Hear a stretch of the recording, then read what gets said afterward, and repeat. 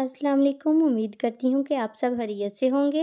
आज हम आपके साथ शेयर करते हैं माश की दाल के भल्ले। 2 कप हमने माश की दाल ली है, इसको पानी में भिगो लिया है 4 घंटों के लिए। अब हमारे पास सारे मसाले हैं, नमक है, मिर्च है, हमारे पास खुशक धनिया है, अदरक है और अजवाइन है। इन सब चीज़ों को आप अपने टेस्ट के मुताबिक आप क्वांटिटी कम या ज़्यादा भी कर सकते हैं। उसमें माश की दाल है, माश की दाल से हमने पानी को अलग कर लेना है और इसको अच्छी तरह ग्राइंड कर लेना है।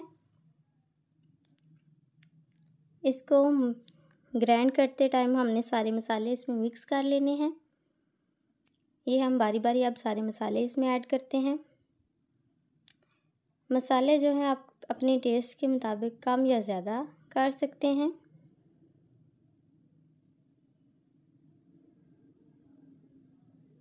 नमक हमने थोड़ा सा बचा लिया है, हमें थोड़ा ज़्यादा लग रहा था।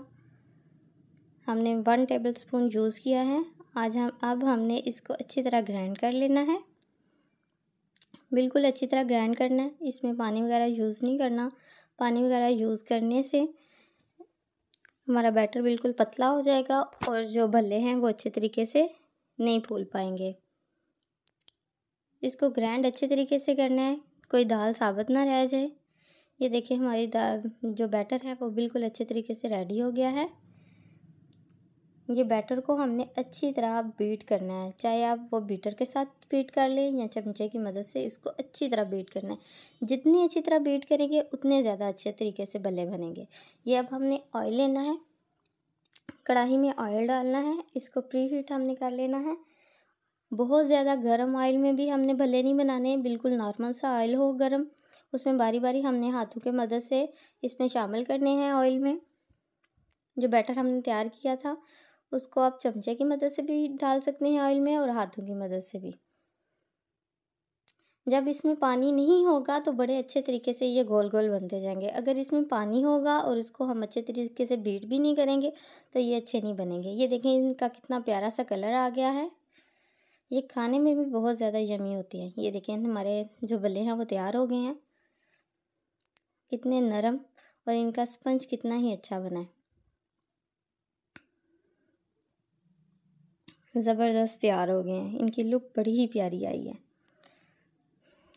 अब हमने दही लेना है, दही में हल्का सा पानी ऐड करना है। मतलब हमने दही लेके उसमें पानी ऐड करके उसको फेंट के तो उसमें हमने भल्ले डाल देने हैं, ताकि जो भल्ले हैं उनको वो जो है बिल्कुल उनका अच्छे तरीके से जो स्पंज तैयार हो जाए।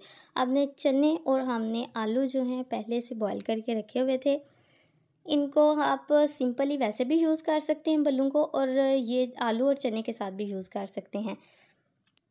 अब हम इसकी गार्निशिंग करेंगे, ऊपर दही डालेंगे। दही के बाद हम इसमें इमली की चटनी ऐड करेंगे। इमली की चटनी ऑलरेडी मेरे चैनल पे मौजूद है, आप रेसिपी उधर से ले सकते हैं। ये इमली की चटनी जो है इसके साथ बहुत ही अच्छा टेस्ट आता है, इसका बहुत ही अच्छा कॉम्बिनेशन है। अब हमने टमाटर, प्याज और सब्ज़ मिर्चें डाल के इसकी गार्निशिंग कर लेनी है। ये बहुत यमी से दही भल्ले तैयार हो गए हैं। देखें कितनी प्यारी सी लुक आ गई है। अब हम इसके ऊपर चाट मसाला डालेंगे। अब दूसरे नंबर पे हम इनको सिंपली यूज़ कर सकते हैं विदाउट आलू चना। ये विदाउट आलू चने भी बहुत ज़्यादा मज़े के होते हैं, बहुत ज़्यादा यमी लगते हैं। ये देखें इन दोनों की लुक कितनी ही प्यारी लग रही है। एक आलू चने के साथ हमने डेकोरेट किया और एक आलू चने के बगैर। प्लीज़ इसको लाइक करें, शेयर करें।